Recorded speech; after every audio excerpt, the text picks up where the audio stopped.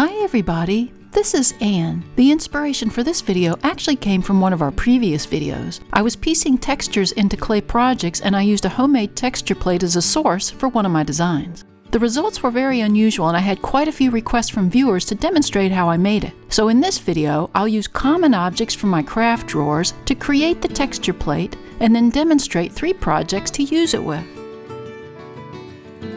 Now here are several examples of texture plates. These are made from things found around my yard and my studio, embedded into clay to capture the imprint, then high-fired so they'll be permanent and strong enough to roll slabs over.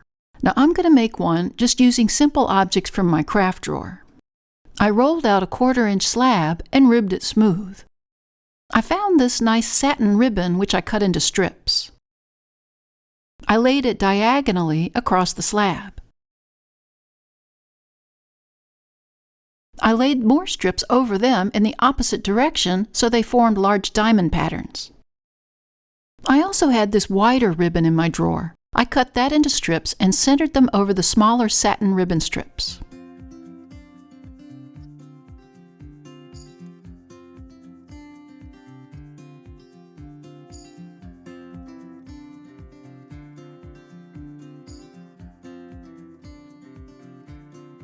I rolled my rolling pin over them to embed them into the slab. If I peel up the corner, you can see that they leave a very shallow imprint. I also had this cheesecloth that I bought at the local grocery store. I cut a strip of it to fit my slab and started to manipulate it by pulling out strands of the cloth and widening some of the holes in the loose weave fabric.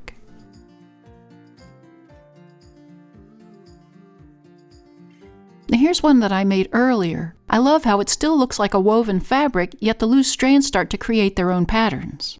I laid that down over the diamonds of the slab and arranged it just how I wanted it.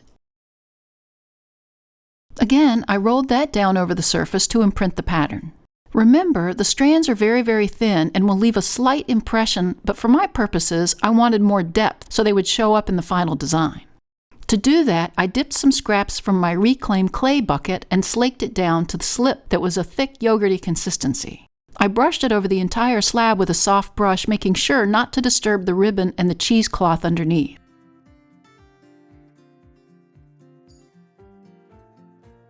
I let the slip dry overnight until it was a soft leather hard.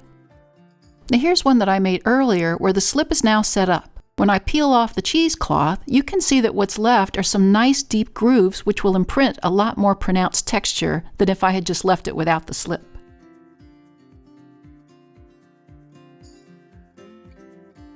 Wow, I think just the cheesecloth itself is really cool. Looks like tangled tree roots to me. Now I can peel up the ribbons. The extra dimension left by the slip will help those to be more pronounced as well.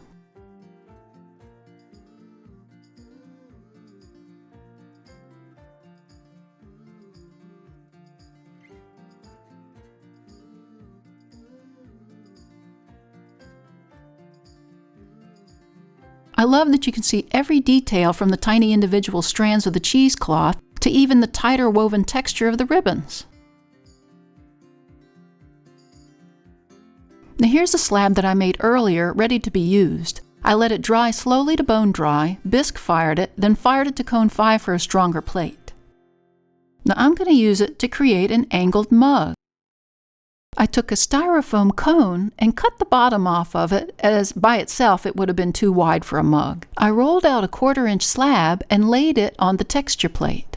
To make sure I got all the tiny strand imprints, I used my thumbs to press the clay into all the crevices, of course leaving my thumbprints on the clay. To get rid of those, I used a small pony roller to flatten out the back of the slab. That still leaves some roller lines, so to finish, I rolled it with the rolling pin for a nice flat surface. When I peel the slab off, I'm left with a nice flat back, but on the front, I get the gorgeous texture.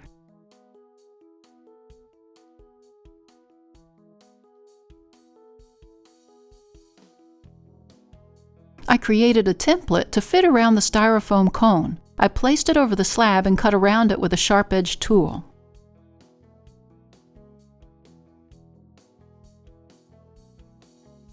For the best fit, I like to use a bevel cutter. I cut along the length of the short side of the template.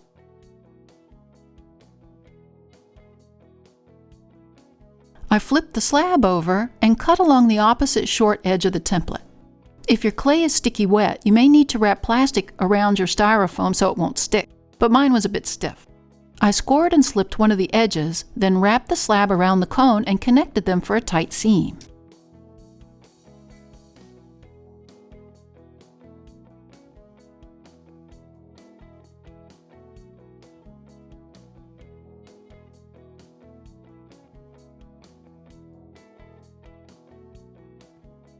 I rolled out another slab and placed it on the banding wheel. I drew a slight indent of a circle as I turned the wheel. I was able to find the center much easier for my mug top.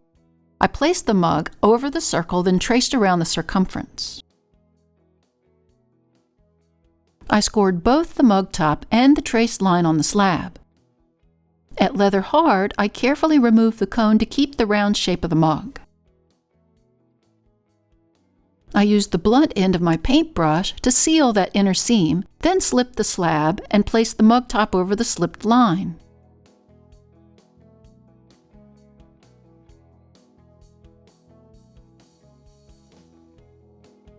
I used a paintbrush to help seal the two edges together, both inside and out.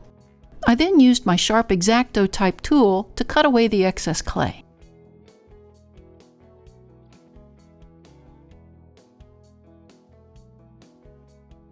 I used my finger along the bottom edge to seal that tight. I wet my fingers and rounded the top of the mug. As the opening was a bit narrow, I pushed the clay outward to widen the opening. Here's a mug I made earlier where you can see I added a handle at stiff leather hard. I also added a little more clay at the top for a border rim. To finish it, I used my homemade red-brown wash over the texture and wiped it back. I darkened it with a little black underglaze. I used some honeydew glaze over the outer ribbon area and iron glaze over the borders and inner ribbon area to achieve this look.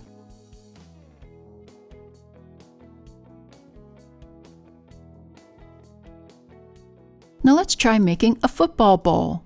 Starting with the styrofoam half sphere, I cut away a strip from the center and circle at the bottom, then taped it up again to form the football mold. Again, I laid my slab over the texture plate and imprinted it into the clay using the same method as before. I made 2 of these and then cut 2 of the template pieces from the slabs.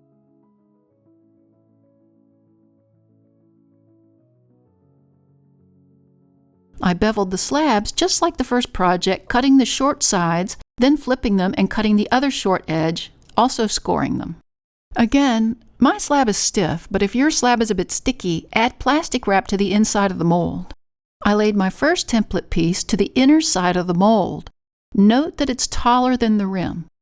I pressed the clay gently so it stretched into place along that curved mold. I placed the other slab opposite the mold and stretched it to fit the mold too. I was gentle so as not to destroy the texture. I lined up the seams so they fit together, slipped on one side, then attached them using gentle sweeping motions with my finger to seal them. Using my sharp tool, I cut away the excess clay at the top along the top edge of the mold. I used a damp sponge to clean and smooth the top rim. I placed a bat over the bowl and flipped it over. I again cut away any ragged edge of clay along the mold edge. I flattened that area so I could attach a bottom to it. Once the bottom is in place, I can remove the mold. You can see that even with the stretching and manipulating, even at the seam edge, the texture's still perfect. Here's one I made earlier where I not only added a bottom, but I added a coiled rim as well. I love that unique shape to match the unique texture. To glaze this, I brushed on Spectrum Sea Spray glaze to the outside and scraped off the highlighted areas with a metal rib. Where it's thin, the glaze is a slight warm yellow, but in the crevices it leaves a nice light green. Finally, I designed a small Peekaboo vase for a small flower arrangement. Using a styrofoam egg, I cut away the bottom for a flat surface, leaving an oblong half-oval shape. I rolled out an 1/8 of an inch smooth slab and cut 4 of the larger template pieces from it. I beveled one of the curved edges from each template piece. I flipped them and did the same thing to the other side. I did wrap plastic around my styrofoam this time, as it was more difficult to remove later without the plastic. I scored the edges and slipped one side of each piece, then formed them around the styrofoam completely like a puzzle, connecting the edges and eventually sealing the seams when it was fitting just right.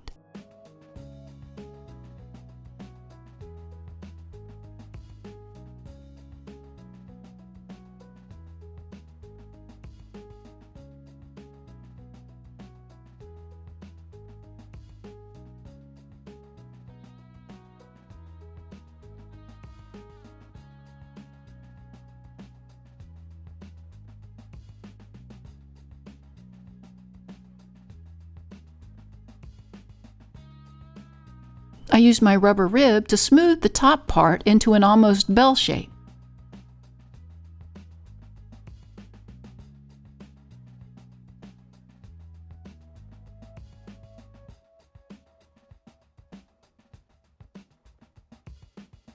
I picked it up and worked the bottom edges together and tight to the form.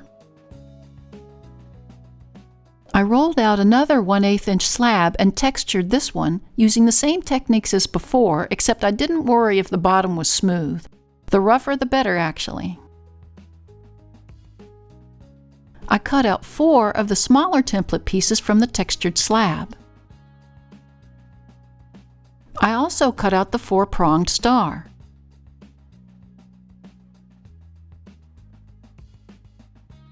I scored the bottom of the slab and wet it. Then I attached it against the smoother clay form along the bottom edge.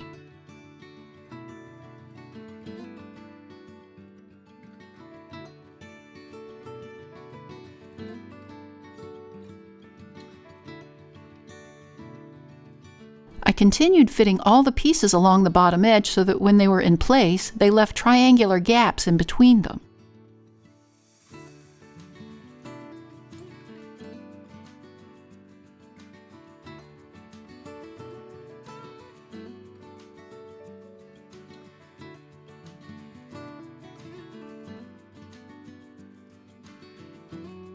I laid the star over the center of the vase so the arms fit down into the triangular gaps.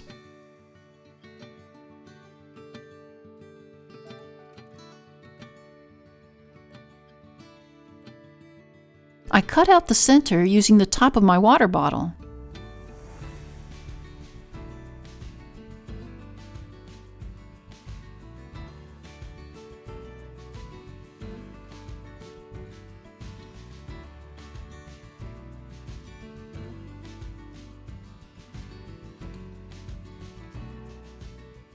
I turned the piece over, pierced the styrofoam with my needle tool, then removed it. The plastic was then easy to peel away. I was able to seal the inner seams, put on a bottom, and decorate it as I wanted. Now here's one I made earlier where I added little rivets of clay and a little triangular pieces along the rim for this look. I call it a peekaboo vase as you have a window into the smooth areas under that textured layer. To finish it, I brushed Georgie's Indigo Interactive Pigment over the texture and wiped it back. I then added 3 layers of Amico Glacier Celadon glaze over the whole thing for this stunning look.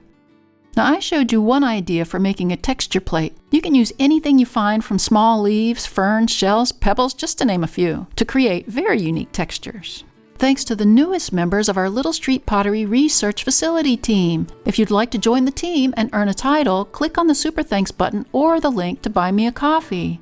Something new to buy me a coffee is the option to become a monthly supporter, and I'm proud to welcome 4 new monthly supporters. I can't thank you enough. You're awesome.